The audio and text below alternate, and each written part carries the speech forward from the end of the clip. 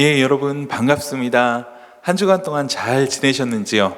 여기저기서 잘 지냈다는 연락을 많이 받았는데요. 예, 저도 잘 지냈습니다. 자, 오늘은 모든 문제 해결의 근원 임마누엘이란 제목으로 함께 말씀을 나누도록 하겠습니다. 최근 역대 최대 규모의 확진자가 나오고 있습니다. 코로나는 2년이 지난 지금도 변이 바이러스로 생성이 되어 강력하게 확산되고 있습니다. 사실상 이러한 코로나와 변이 바이러스를 막기란 쉽진 않은 것 같습니다. 이 코로나로 인하여 지난 2년간 우리의 일상생활이 완전히 바뀌게 되었습니다. 급변하고 예상할 수 없는 환경들로 인해 우리의 삶을 안정시키기란 매우 어려웠습니다.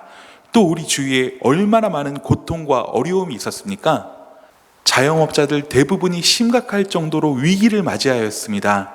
교육을 받는 학생들은 견문을 넓혀야 할 시기에 소중한 것들을 놓치게 되었습니다. 거의 모든 사회 각계각층의 사람들이 각자의 상황에서 많은 피해를 보고 고통을 맛보아야 했습니다. 여기 모여 계신 우리 성도님들 한 분 한 분도 각자 힘든 상황을 분명히 겪고 있을 것이며 그 가운데 어두운 시기를 지나고 있을 것입니다. 저 자신 또한 코로나로 인한 교회의 위기 가운데 동일하게 어두운 시기를 지나고 있는데요.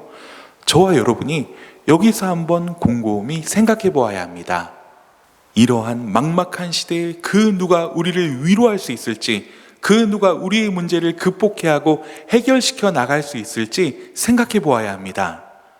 사실 인간의 힘으론 어찌할 수 없는 것들이 수없이 많습니다. 피나는 노력을 한다 할지라도, 번뜩이는 아이디어 수만 가지를 낸다 할지라도 극복할 수 없는 것들이 있습니다. 지금 이 시대 우리의 상황이 바로 그러합니다. 여러분, 우리의 힘과 노력, 지혜로 헤쳐나갈 수 없다면 우리는 딱 한 곳을 바라보아야 합니다. 이 세상을 만드시고 주관하신 하나님, 우리가 생각할 수도 없는 놀라운 방법으로 해결하시는 하나님, 그 하나님을 다시 한번 눈을 들어 바라보아야 합니다.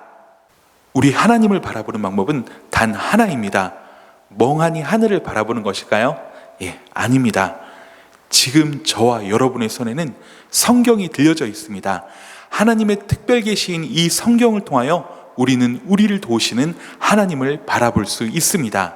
이 책은 수많은 사람들의 문제를 해결한 책입니다. 인류를 변화시킨 책이며 세상을 바꾼 책입니다.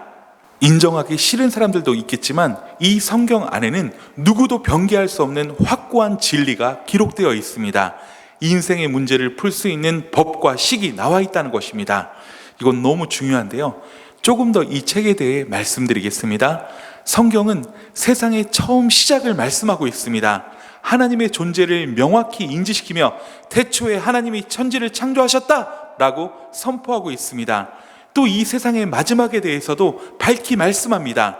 예수 그리스도의 다시 오심을 통하여 세상의 심판과 종말을 선언합니다. 또 온 세계와 온 세상 사람들을 구원할 유일한 방법, 예수 그리스도를 통한 구원을 말씀하고 있습니다. 알파와 오메가 되신 주님, 즉 처음이요 마지막이신 우리 주님이 이 세상을 주관하고 있음을, 이 세상의 모든 문제와 고통들을 해결할 수 있음을 분명히 말씀하고 있는 것입니다. 성경의 이스라엘의 역사를 보면 정말 놀라운 기적들이 일어납니다. 인간의 머리로는 생각할 수 없는 해결책들을 통하여 그 백성을 구원하시는 하나님을 볼 수 있습니다. 나이가 100세나 되어버린 늙은 아브라함과 그의 아내 사라에게 자식을 약속하고 독자 이삭을 낳게 하십니다. 말도 안 되는 일이지만 이 씨를 통하여 이스라엘이란 민족을 이루십니다. 또 이스라엘 백성들이 애굽에서 고통을 당할 때 그들을 놀라운 방법으로 구원하십니다. 혹시 10가지 재앙 다 아시죠? 이 10개란 제목의 영화나 이집트 왕자 애니메이션을 거의 다 보았으리라 생각합니다. 생각지도 못한 재앙이란 방법으로 이스라엘 백성들을 출애굽시키십니다. 또 출애굽하는 이스라엘을 애굽 군대의 손에서 구원하시기 위해 홍해바다를 둘로 가르시며 바닷길을 육지처럼 건너게 하십니다. 조금만 더 계속 말씀드리겠습니다. 40년간의 뜨거운 광야의 생활 동안 낮에는 구름 기둥으로, 밤에는 불 기둥으로 그들을 보호하십니다. 여러분이 진짜 믿기지 않겠지만 광야의 이스라엘의 백성들이 성장하면서 입고 있던 옷도 그대로 자랍니다. 신발도 그대로 발 사이즈에 맞춰서 커지면서 헤어지지 않습니다. 다 성경에 기록되어 있는 내용들입니다. 하나님이 그들에게 음식을 공급하실 때는 하늘에서 만나를 내리셨습니다. 물이 없을 때는 반석에서 물을 내셨습니다. 또 고기가 먹고 싶다고 투정 부릴 때는 메추라기를 보내셔서 고기를 먹게 하십니다. 이해가 되십니까, 여러분? 인간의 머리로는 이해할 수 없지만 하나님은 자신의 방법으로 문제를 해결하시고 그의 백성을 인도하여 주십니다. 오늘 본문을 우리가 읽어보았죠. 보라, 처녀가 잉태하여 아들을 낳을 것이요 그 이름을 임마누엘이라 하리라. 저는 이 구절을 요한복음 3장 16절과 더불어 가장 위대한 성경의 유절 중 하나라고 생각합니다. 모든 사람의 문제를 해결할 수 있는 키가 바로 이 구절에 있기 때문입니다. 우리와 함께 계시는 임마누엘의 주님이 바로 그 키입니다. 이 구절 역시 우리의 상식을 뛰어넘습니다. 성경의 주인공이자 역사적으로 실존 인물이신 우리 예수님은 남자를 가까이 하지 아니한 동정녀 마리아의 몸에서 성령으로 잉태되어 탄생하셨습니다. 하나님께서 인류의 구원의 계획을 인간의 상상을 초월하고 이성을 뛰어넘는 방법으로 실행하신 것입니다. 죄가 없으신 예수 그리스도가 임마누엘의 하나님으로 성령으로 잉태되어 이 땅에 오신 것입니다. 그리고 십자가의 형틀이란 끔찍한 방법으로 인류의 죄를 대신 지신 것입니다. 그분은 죽으셨지만 다시 부활하시고 승천하시어 하늘보좌 우편에서 지금도 이 세상을 주관하고 다스리고 계십니다.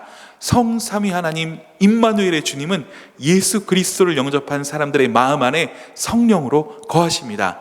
저와 여러분 안에 함께 계시는 것입니다. 그래서 우리 크리스천들은 세상을 뛰어넘는 믿음으로 살 수 있는 것입니다.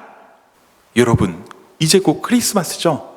이 크리스마스는 예수님 탄생을 기념하는 날인데요. 교회만 축제일까요?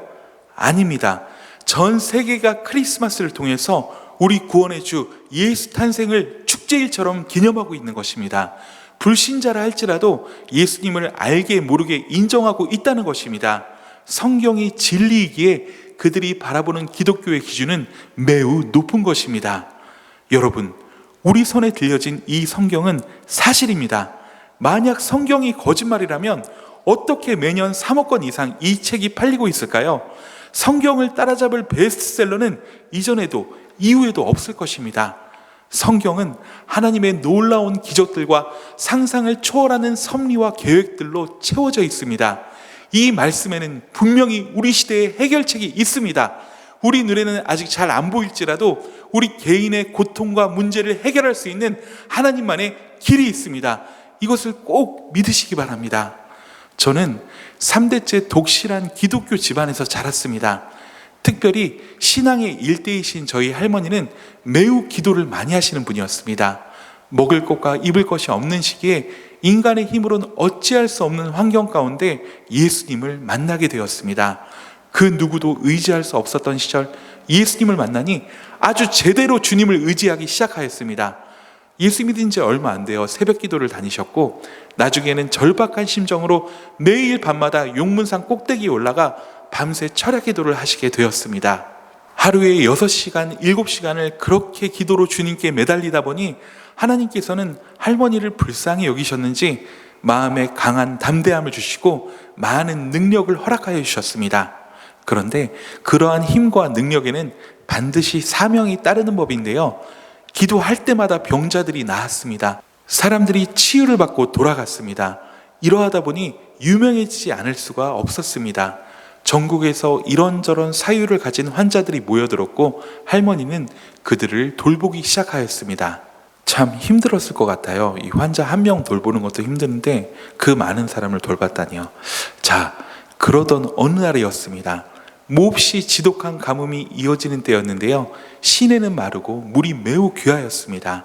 할머니는 여느 때와 마찬가지로 환자들의 빨래를 한가득 들고 물이 흐르는 장소로 갔습니다. 그런데 이게 웬걸, 물이 다 말라 있었습니다. 똥기저귀부터 더러운 오물들이 묻어있는 빨래를 속히 해야 하는데 물이 없어서 할 수 없었던 것입니다. 할머니는 너무나 힘이 들고 괴로웠는지 그 자리에 그냥 털썩 주저앉아 통곡을 하고 울면서 기도를 했다고 합니다. 하나님, 저에게 이런 환자들을 맡겨주셨다면 맡아서 일할 수 있게 도와주셔야 될 거 아닙니까? 저들을 돌보기는 쉽지 않습니다. 너무 힘이 듭니다. 제발 빨래는 좀 해야 할 것 아닙니까? 빨래를 할 수 있게 도와주세요. 아주 눈물을 쏟으면서 한참 동안을 그 자리에 주저앉아 기도하셨다고 합니다. 그런데 거기서 놀라운 일이 벌어집니다. 갑자기 하늘에 새까맣게 먹구름이 몰려들더니 얼마 지나지 않아 소나기가 쏟아지기 시작하는데 냇가에 물이 차고 우물이 넉넉할 정도로 비가 쏟아지게 된 것입니다. 여러분, 이게 우연일까요? 저는 하나님이 해결해 주신 일이라고 확신합니다. 뒤에는 애국군대, 앞으로는 홍해바다가 가로막힌 오도 가도 못하는 죽을 수밖에 없는 상황에서 하나님은 홍해를 가르셔서 길을 여시는 분이십니다. 우리의 막힌 담을 허시는 분이십니다. 14년 전 일본에서 대학교를 무사히 졸업하고 저는 선교사가 되기 위한 선교사 훈련을 결심하였습니다. 그런데 선교사 훈련을 받는다고 해서 비자가 나올 리는 없었습니다. 정식으로 선교사가 되어야만 종교 비자가 나올 수 있었기 때문인데요. 저는 그때 하나님 앞에 기도했습니다. 하나님, 제가 주 앞에 서원했던 대로 풀타임 사역자로 주를 위해 헌신하며 일하고 싶습니다. 그런데 선교사 훈련을 받으려면 비자를 연장해야 합니다. 주님께서 도와주시지 않으면 도저히 길이 없습니다. 주님 꼭 도와주세요 라고 기도했습니다. 비자를 연장하기 위해서는 두 가지 방법이 있었는데요. 이 직장에 들어가는 것과 대학원에 진학하는 방법이 있었습니다. 그런데 주님을 위해 온전히 사역하기 위해서는 직장을 선택하기엔 어려움이 있었습니다. 절대 공부와 사역을 병행할 수가 없었기 때문이에요. 그래서 저는 대학원을 선택하였습니다.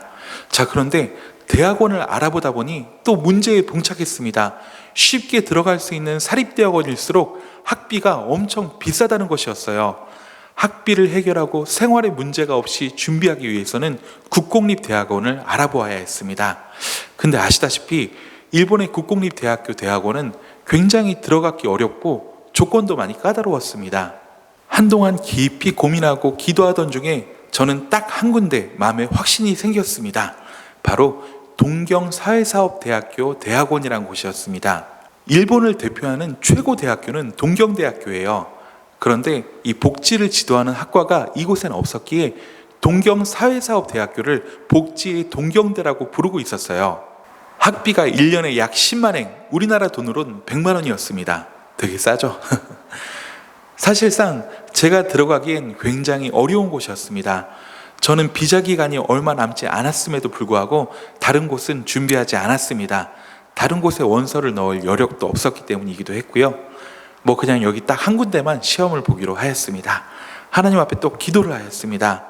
주님, 여기 대학원에 저를 입학시켜 주세요. 제가 선교사 훈련을 받기 위해 비자 연장을 해야 합니다. 학비도 여기는 전혀 부담이 되지 않습니다.